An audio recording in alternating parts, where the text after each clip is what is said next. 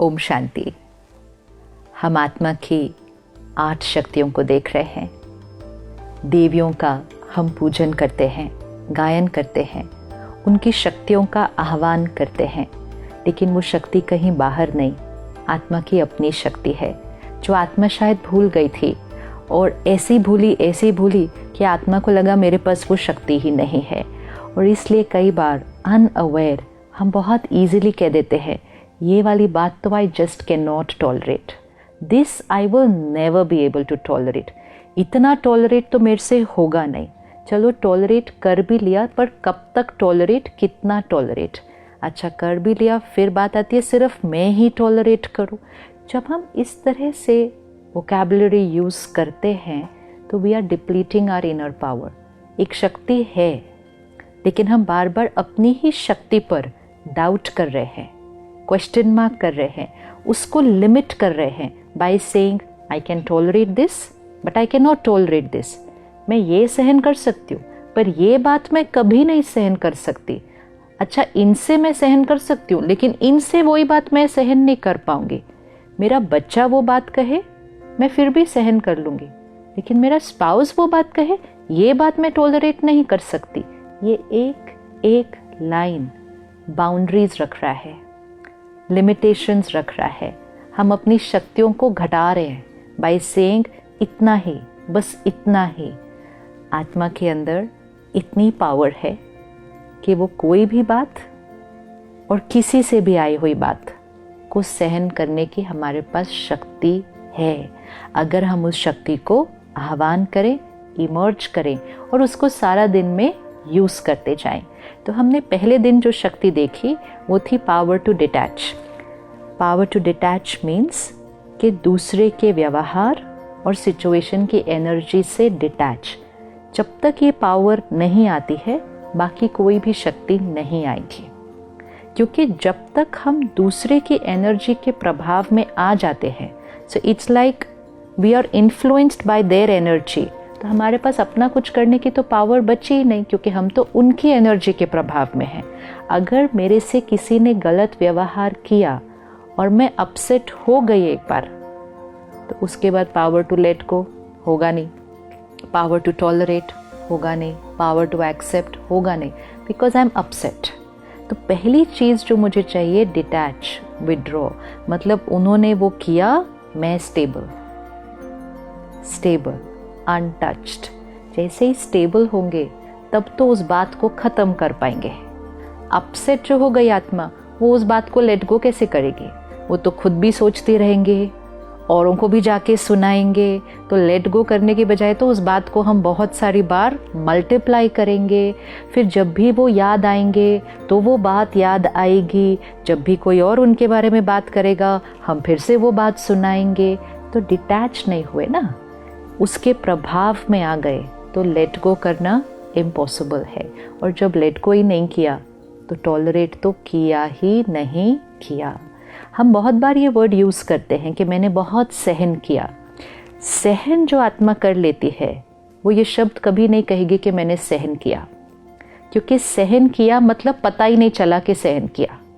लेकिन जब हम कहते हैं मैंने बहुत सहन किया, दैट मीन्स हमने बाहर से सहन किया, अंदर नहीं सहन किया।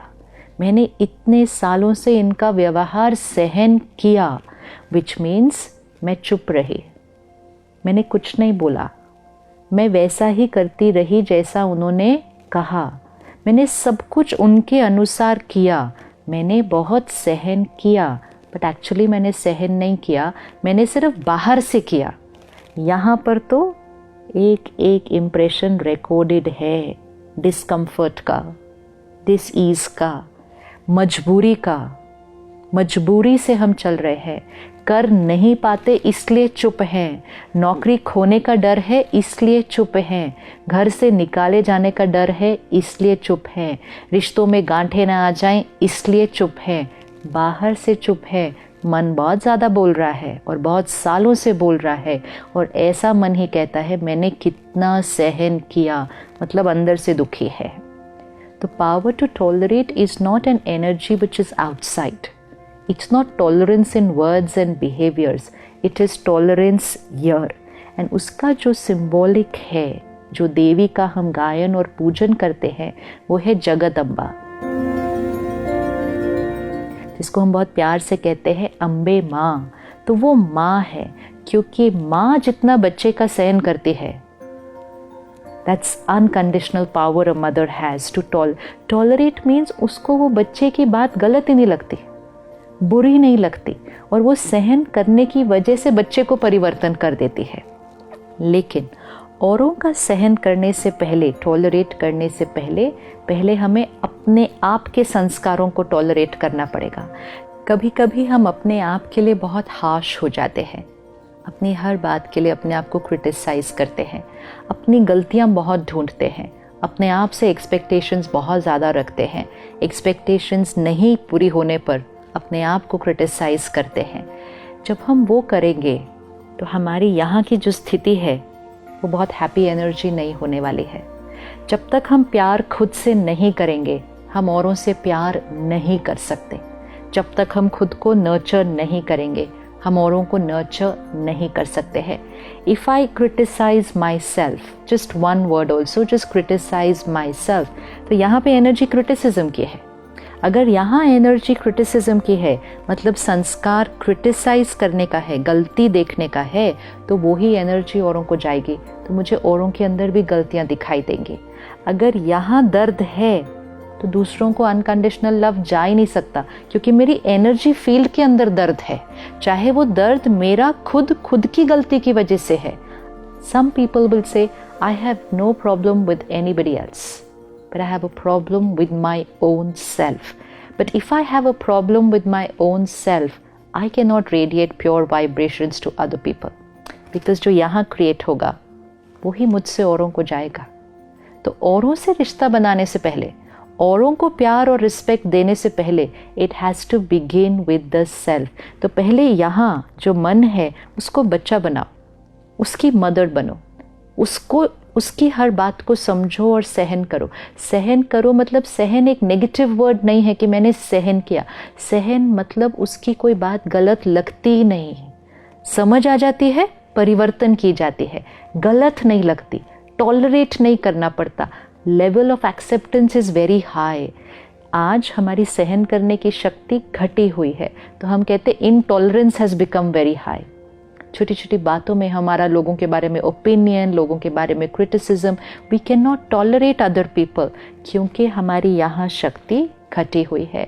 तो जगदम्बा माँ मतलब पहले खुद की माँ।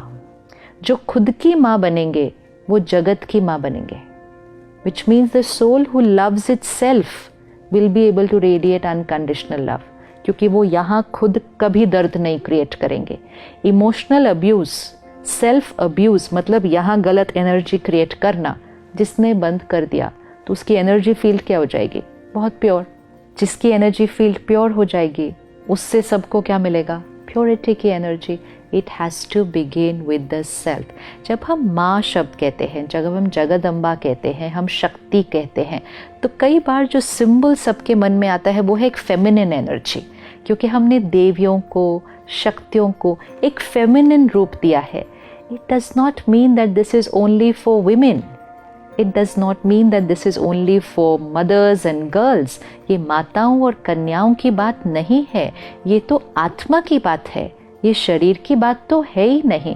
तो चाहे कोई मेल कॉस्ट्यूम में है, चाहे कोई फीमेल कॉस्ट्यूम में है, पावर्स ऑफ द सोल। तो नर्चर करने का संस्कार, पालना देने का संस्कार, प्यार देने का संस्कार हर आत्मा में है, चाहे उसकी बॉडी मेल है या फीमेल है, इट डज नॉट मैटर। तो जब हम देवियों की शक्तियों की बात कर रहे हैं, it's not only about the women power, it's about the soul power.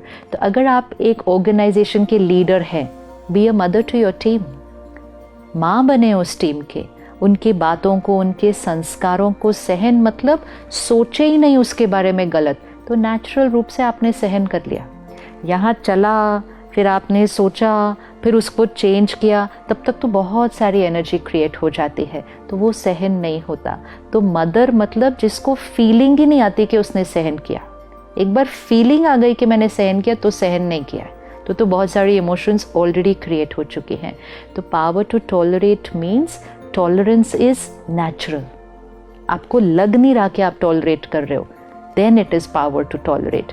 तो power to detach will give us power to let go, and power to let go मतलब यहाँ कुछ नेगेटिव क्रिएट ही नहीं हो रहा, तो टॉलरेट तो ऑटोमेटिकली हो रहा है. तो वो आत्मा माँ जैसी बन जाती है. Mother to friends, mother to family, mother to colleagues, mother to team, mother to everybody, mother to nature, प्रकृति, सबके लिए माँ. तो वो जगदम्बा. तो अगले 24 आवर्स एक छोटा सा होमवर्क करते हैं. सबसे पहले अपने आप के साथ जो रिश्ता है उस पर फोकस करें कि अपने आप के अंदर बातों में यहाँ जो क्रिएट कर रहे हैं प्योर हो. अपने संस्कारों को समझें कि कोई बात नहीं, मैं आत्मा अपनी जर्नी पर कोई ना कोई संस्कार लेकर आई हूँ.